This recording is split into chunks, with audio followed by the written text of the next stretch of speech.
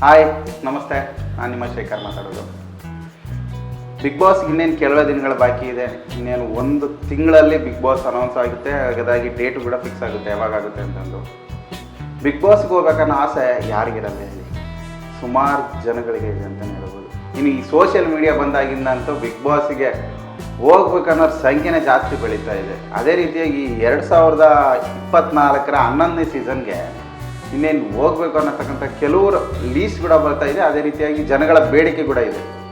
ಅದರಲ್ಲಿ ಕೆಲವರು ಹೆಸರುಗಳನ್ನ ನಾನು ಹೇಳ್ತಾ ಹೋಗ್ತೀನಿ. ಮೊದಲನೇದಾಗಿ ನಿಮ್ಮೆಲ್ಲರ ಮೆಚ್ಚಿನ ಡಾಕ್ಟರ್ ಬ್ರೋ ಯಾರಿಗೆ ಗೊತ್ತಿಲ್ಲ ಹೇಳಿ. ಅದೇ 2 ವರ್ಷಗಳಿಂದ ಡಾಕ್ಟರ್ ಬ್ರೋನ ಬಿಗ್ ಬಾಸ್ಗೆ ಹೋಗ್ತಾರ ಅಥವಾ ಕಳಿಸ್ಕೊತೀರಾ ಅಂತ ಕೇಳಿದ ತಕ್ಷಣ ಅಲ್ಲಿದ್ದರೆ ಒಬ್ರು ಹೇಳಿದರು, ಅವರೆಲ್ಲ ಯಾರಿಗೆ ಗೊತ್ತು ಅಂತ. ಅದು ಈಗ ಡಾಕ್ಟರ್ ಬ್ರೋ ಗೊತ್ತಿಲ್ಲದ ಮನೆ ಇಲ್ಲ, ಗೊತ್ತಿಲ್ಲದ ಜನ ಇಲ್ಲ ಅಂತಲೇ ಹೇಳ್ಬೋದು. ಹಾಗಾಗಿ ಈ ಬಾರಿ ಆದರೂ ಅವ್ರಿಗೆ ಅವಕಾಶ ಸಿಗುತ್ತಾ?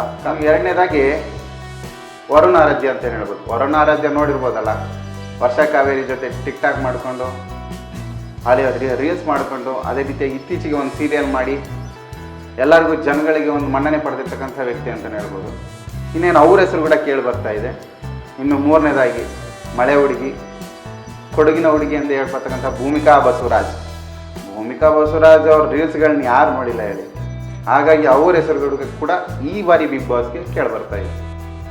ಇನ್ನು ಕಾಮಿಡಿ ಕಿಲಾಡಿಗಳ ದಂಪತಿಗಳು ಸುಷ್ಮಿತಾ ಮತ್ತು ಜಗ್ಗಪ್ಪ, ಅವರಿಬ್ಬರ ಹೆಸರು ಕೂಡ ಈ ಬಾರಿ ಬಿಗ್ ಬಾಸ್ ಅನ್ನೋದರಲ್ಲಿ ಅತಿ ಹೆಚ್ಚು ಬಾರಿ ಕೇಳಿಬರ್ತಾ ಇದೆ. ಇನ್ನು ಪ್ರತಿ ಬಿಗ್ ಬಾಸ್ನಲ್ಲಿ ಒಬ್ಬ ಸಿಂಗರ್ನ ತಗೊಂಡು ಹೋಗ್ತಾರೆ. ಆದರೆ ಈ ಬಾರಿ ಸಿಂಗರ್ ಆಶಾ ಭಟ್ ಅಂತಲೂ ಕೇಳಿಬರ್ತಾ ಇದೆ.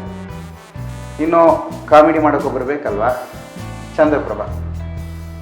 ಇದೇ ರೀತಿಯಾಗಿ ಇನ್ನು ಮುಂತಾದ ಜನಗಳು ಕೂಡ ಬಿಗ್ ಬಾಸ್ಗೆ ಹೋಗ್ಬೇಕಂತ ಆಸೆ ಇದೆ. ಅದೇ ರೀತಿಯಾಗಿ ಕೆಲವರು ಕಂಟೆಸ್ಟೆಂಟ್ಗಳ ಹೆಸರು ಕೂಡ ಕೇಳಿಬರ್ತಾ ಇದೆ.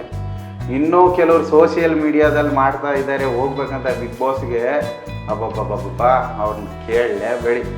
ನಾನು ಬಿಗ್ ಬಾಸ್ ಗೋಗೆ ಹೋಗ್ತೀನಿ ಅಂತಕ್ಕಂಥ ಛಲ ಇಟ್ಕೊಂಡು ಹಠ ತೊಟ್ಟು ಸೋಷಿಯಲ್ ಮೀಡಿಯಾದಲ್ಲಿ ಸ್ಟಾರ್ ಆಗಬೇಕಂತ ಪಣ ತೊಟ್ಬಿಟ್ಟು ಸೋಷಿಯಲ್ ಮೀಡಿಯಾದಲ್ಲಿ ಅವರು ರೀಲ್ಸು ಅಥವಾ ವೀಡಿಯೋಸು ಮಾತುಕತೆಗೆ ಪ್ರತಿಯೊಂದು ಮಾಡ್ತಾನೆ ಇದ್ದಾರೆ.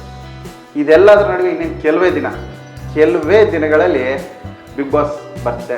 ಅಲ್ಲಿಗೆ ನಿಮ್ಮ ಎಲ್ಲರ ಒಂದು ಅನುಮಾನಕ್ಕೆ, ಒಂದು ಕನ್ಫ್ಯೂಷನ್ಗೆ ಒಂದು ತೆರೆ ಬೀಳುತ್ತೆ ಅಂತಲೇ ಹೇಳ್ಬೋದು. ಇನ್ನು ಹೆಚ್ಚಿನ ವಿಡಿಯೋಗಳಿಗಾಗಿ ನೋಡ್ತಾ ಇರಿ ಸುದ್ದಿ ಭಂಡಾರ, ಶೇಖರ್ ಕಳ್ಳಿಮಠ ಸುದ್ದಿ. ಅಲ್ಲಿ ತನಕ ನೋಡ್ತಾ ಇರಿ. ಬಾಯ್.